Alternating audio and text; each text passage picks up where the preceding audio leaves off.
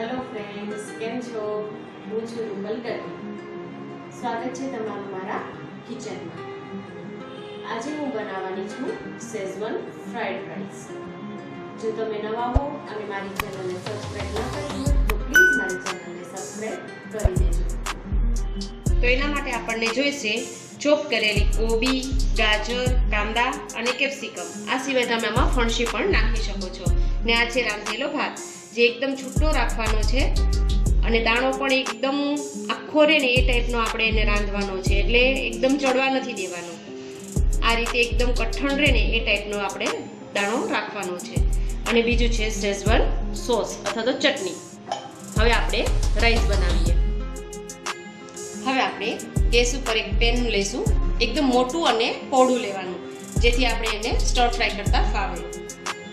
ને આપણે એની અંદર 2 મોટા ચમચા તેલના નાખીશું।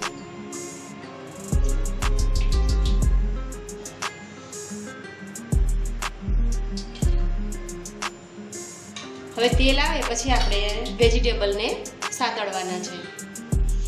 હવે આપણું તેલ આવી ગયું છે। હવે આપણે એક પછી એક બધા વેજીટેબલ એની અંદર સાતળીશું।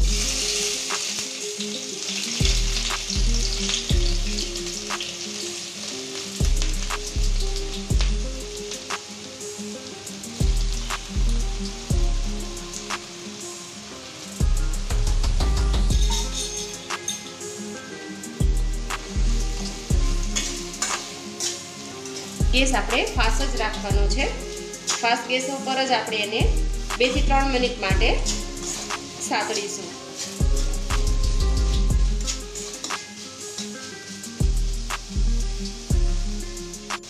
હવે સ્વાદ મુજબ મીઠું નાખીશું। ભાતમાં ઓલરેડી મીઠું નાખેલું જ છે, એટલે આપણે પહેલેથી ઓછું જ રાખવાનું।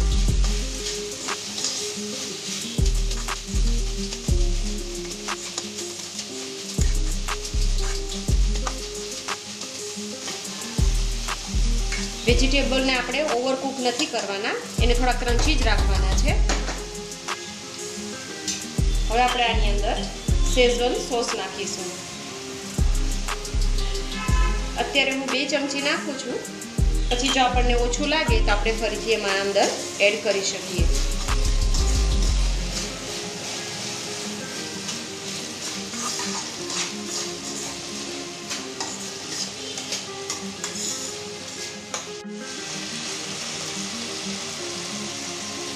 હવે આપણે અંદર રાઈસ એડ કરીશું।